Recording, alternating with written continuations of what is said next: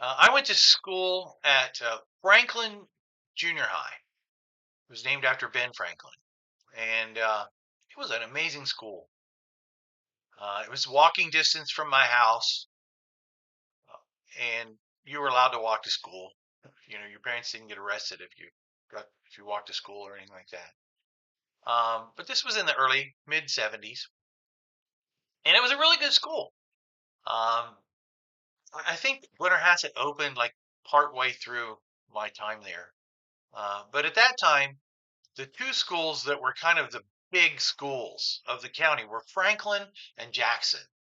We were kind of in competition every year for the county championship of everything, academics, sports, didn't matter what it was. I mean, we were an amazing wrestling program, amazing football program. I mean, we were as good at everything, and we always had two or three Golden Horseshoe winners. I mean, we were just a really good school. And while I was there, I had a teacher named Tom Eisenhart. He was my homeroom teacher, seventh, eighth, and ninth grade, and he got me into theater. He's the reason why I'm a theater geek to this day. And then what was fun was when I moved up to 10th grade and went to South. I was walking down the hallway my first day, and there's Mr. Eisenhart. He's moved up to South, and so I had him as my speech coach. 10th, 11th, and 12th grade. So I had this man for a teacher um, for 6 straight years, and he was a friend. And when I became a teacher, he became my mentor as a speech coach. Um, but when I went on to high school and then went on to college, and I was getting ready to do my student teaching, I wasn't allowed. I don't know if this is still a rule, but at that time there was a rule that you couldn't student teach at your own high school because I really wanted to student teach with him, but you weren't allowed to do that. But his wife, whom I also knew, um, she was a teacher at Franklin, where I had been. And so I jumped at the chance to be her student teacher. I really wasn't looking forward to working in a junior high environment, but you know, it was Ann Eisenhart. I loved her. She was great. She was hilarious. And so I student taught at Franklin Junior High School, my alma mater, but it wasn't the same school. In the 7 years interim, I student taught in the fall. It took me 4.5 years to finish my 4 year degree. Um, in my defense, I had a double major, not a major and a minor. But in 7 years, the neighborhood had changed drastically, and also Franklin had become the feeder school for the new county detention center. And so the clientele at Franklin had gone downhill considerably. And because of that, a lot of the really good teachers had fled. And so it was a very different place. It was not the school I had been at when I was a student. And I learned that very graphically the first day I taught independently. Now, as a student teacher, you kind of get your feet wet. You move slowly. You do observations before student teaching, but then when you start student teaching, it's kind of a situation where you're almost an apprentice, where you watch and then you do while the other person, your supervising teacher is watching, and then eventually you do it on your own. And so this was like a month into my time there, and it was my first day driving the car all by myself. Um, and it was like I said, it was the fall, so that that makes what I'm about to tell you a little bit more significant. Um, it was the fall, so it was sometime probably late in September, um, and I had been teaching, but now the supervising teacher, Ann Eisenhart, who has since sadly passed away. But anyway, um, he was out of the room so that I could teach on my own. And so I had been teaching a unit on detective fiction. Interestingly enough, that's what I write now, detective fiction. But it was classical detective fiction. We had read some Sherlock Holmes, and I was given a test. I remember this was my first test, This is a complete side story, but part of the test had matching, and there were 5 questions and 5 answers. So it was 5 questions over here, and then 5 answers, A, B, C, D, E. And this is how stupid I was. The correct answers in the correct order on the test were A, B, C, D, and E. The sad part is the kids didn't notice. Because, well, anyway, um, we were getting ready to take this test. And right in the middle of the room, right in front of the teacher desk, sat a kid. Now, this is a month and a half into the school year, a month into my time there. I'd never seen him before. I said, "Are you a new student?" He said, "No, this is my class." I said, "Well, I've never seen you before. I've been here a month." And he said, "I just came back. I was suspended." I found out later it was his third suspension, and it was September. So there you go. And so I'm handing out the test, and he's turned around, facing away from me, talking to the girl behind him, who's trying to take the test. She's not being rude, but she's trying to take a test. And I said, "William," I can't remember his last name, but I remember it was William. I said, "William, um, I know you haven't been here, so you're not going to take the test, but I need you to be quiet. I need you to let these people work." And he looked me dead in the eye. This is 8th grade. He looked me dead in the eye, and he said, "Why don't you make me be quiet?" Now you got to understand, I went to school in the late 60s through like 80. My senior year, I ended in 81. So I was in school in the 60s and the 70s for the most part.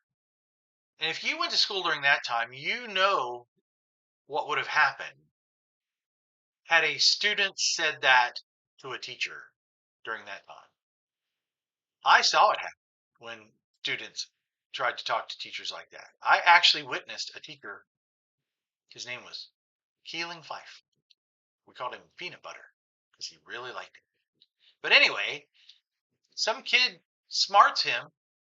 He literally, and I'm not joking, picks this kid up by the scruff of the collar and slams him into a locker. And the kid just crumples to the ground. Now, I'm not advocating that. That was abuse. He probably should have been arrested. But what I'm getting at is I had never experienced the level of disrespect that this kid had just given me. I'd never seen it doled out to another teacher. I'd never seen it. I'd never done it for sure. I know that if any kid had said that in any of my classes when I was a teacher, depending on the teacher, they would have either gotten boarded or they might have literally gotten punched. Um, and so this kid says this, and there's an audible gasp in the room. Everybody, I mean, it's right in front of the whole class. You can hear the whole class go, and they're waiting to see how I'm going to respond. And I said, rookie answered, "I don't have to make you. You just need to be quiet because I'm the teacher." And he's like, "Well, I'm not going to be quiet." And I said, "Well, you're going to be quiet or you're going to get out."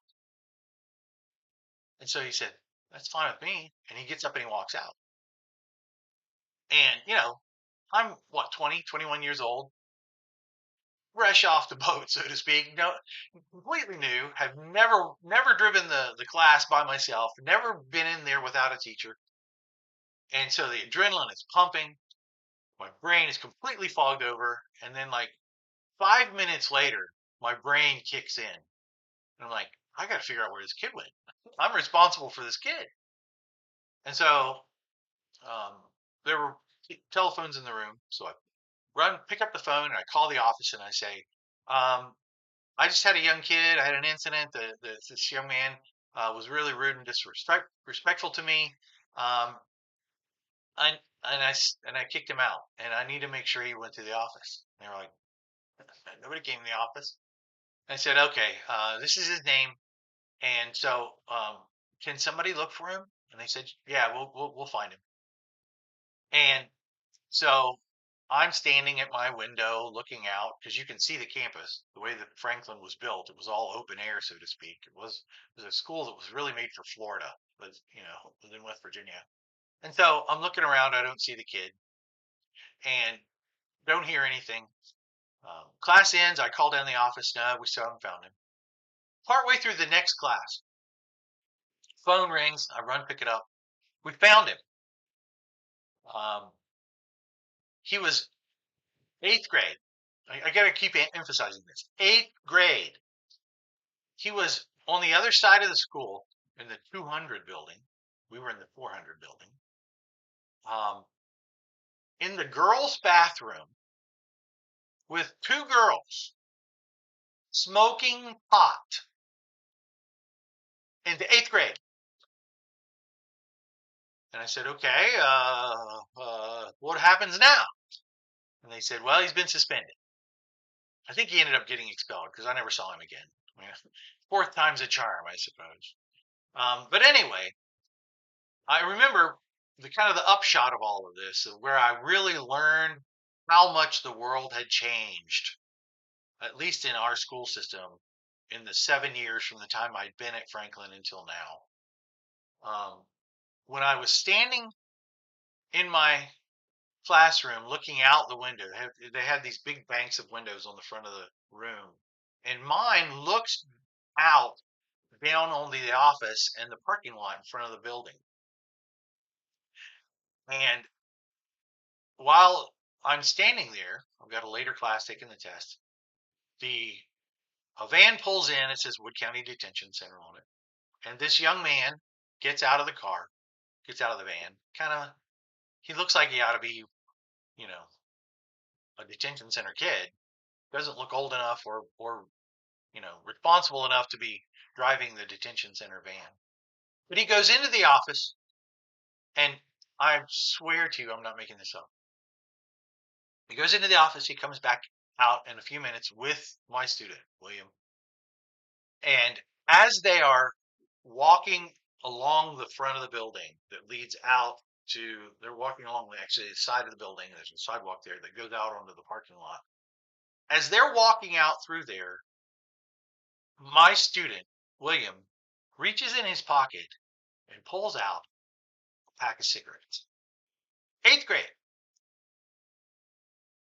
Pulls out a cigarette, puts it in his mouth, and the driver pulls out a lighter and lights his cigarette for him. And they get in the van and they drive off. And that was my first day of teaching all by myself. Godspeed.